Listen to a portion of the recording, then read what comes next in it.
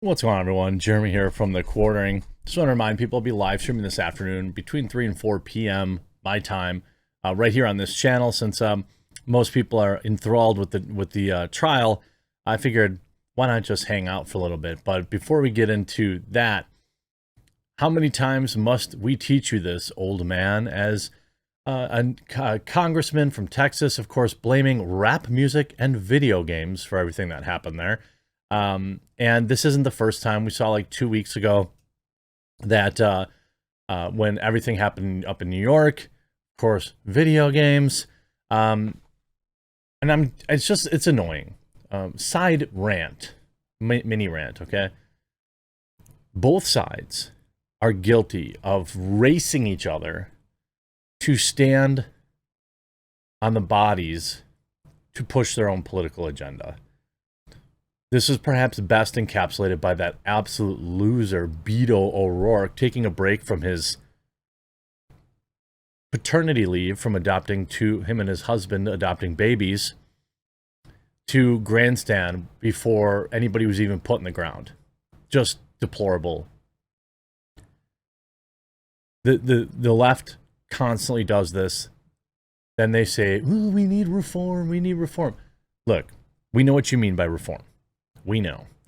But until you can disprove why places with the strictest laws on these type of things like Chicago and Philadelphia are consistently the most dangerous places to live on the planet, I don't want to hear it. There are real world actual things that we can do, we should be doing.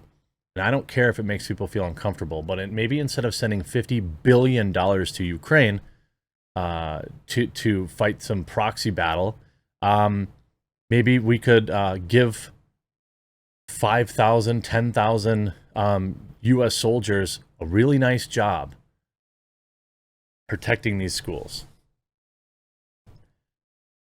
You aren't going to remove the tools of these incidents from this country. So just stop. It is ingrained in it. We have an amendment around it. Okay, so this whole, every time we have to redefine what AR means. Armalite doesn't stand for that other word that everyone keeps using. And quite frankly, the people on the receiving end of those are far fewer than those that fit in a hand.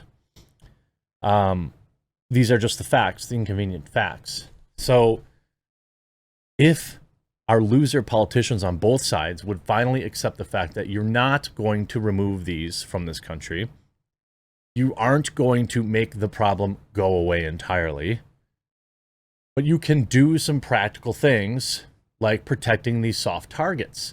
There's a reason why people go to these places where they know they face zero risk. There was that study where people were like significantly, I think it was in Atlanta or something, or Georgia, people were significantly less likely to start something if they thought someone else was armed. People get too worked up in this, we have to fix everything, we have to change nothing. I feel like soldiers would be awesome. I mean, what a nice cush retirement job. You and 3 of your buddies chilling, sitting outside enjoying the weather, and preparing yourself to win, to win the unlucky lottery.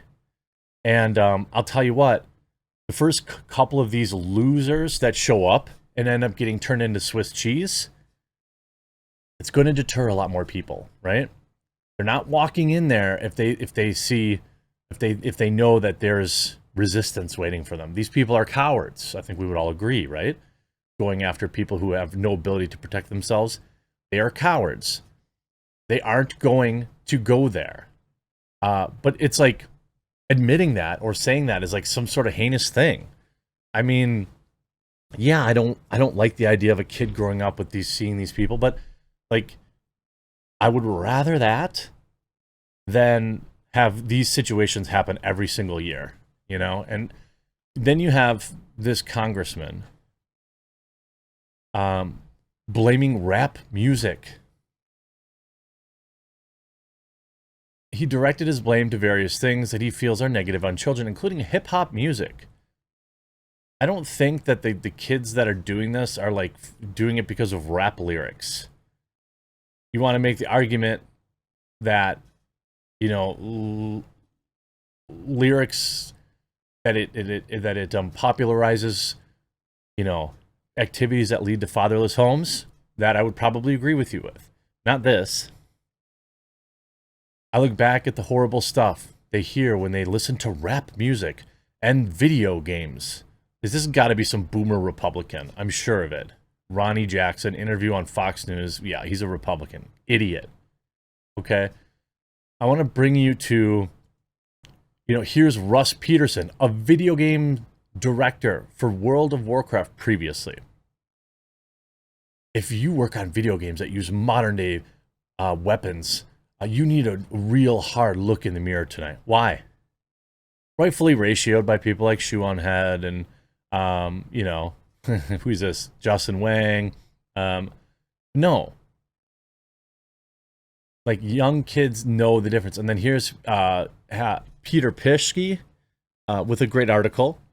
Shout out to him. For the bajillionth time, video games do not create any kind of real-world monsters. Science has been done over and over and over again. This is not how the brain works. And here's his article. Mainstream media loves to perpetuate a moral panic against nerds.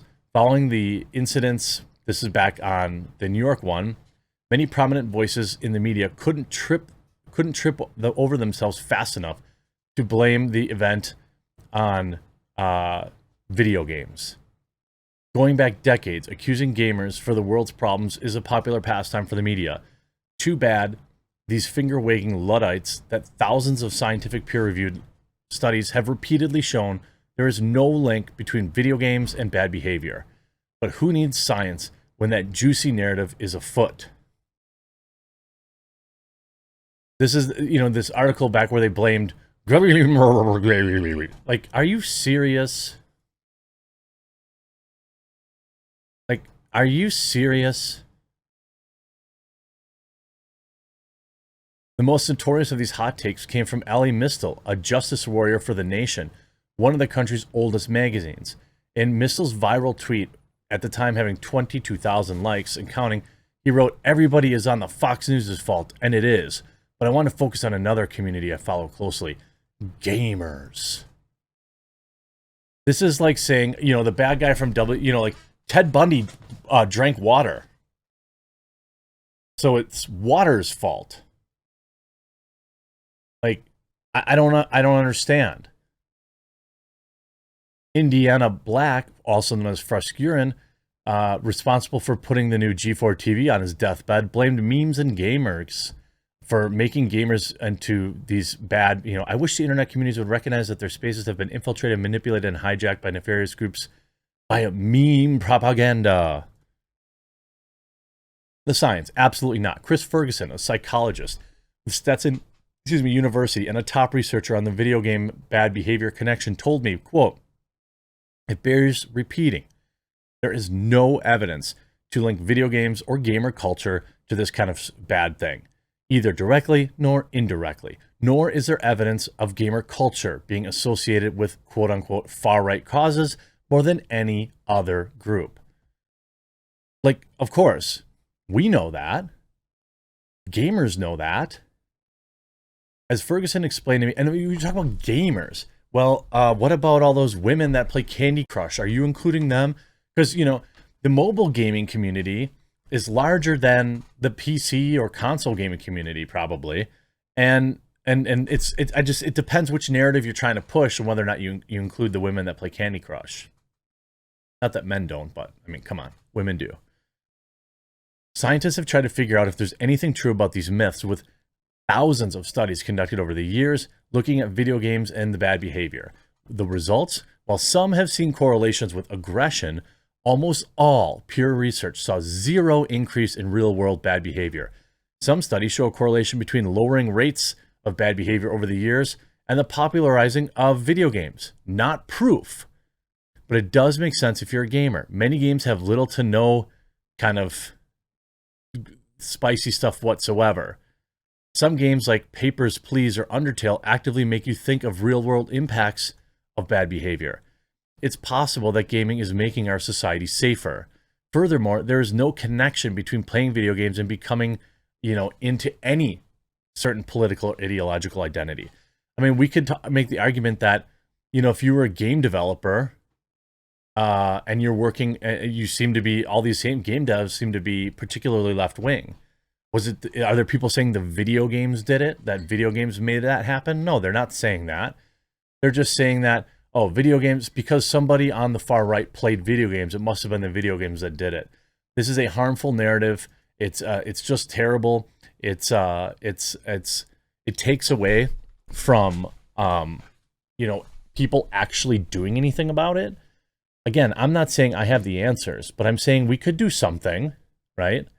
Instead, the left will grab and the right will say shall not infringe, T's and P's, and then it will happen again in 4 months. And then after that, it'll happen again, because every time it happens, the media makes these people famous, turns them into, the count gets higher, and the next guy tries to outdo it. And, it seems to me that if these lunatics never made it out of the parking lot, there'd probably be a lot less of them trying it. But hey, I'm just trying to think about rational solutions. I'm not trying to get political votes, I guess. I hope you enjoyed this video. We'll talk to you again real soon.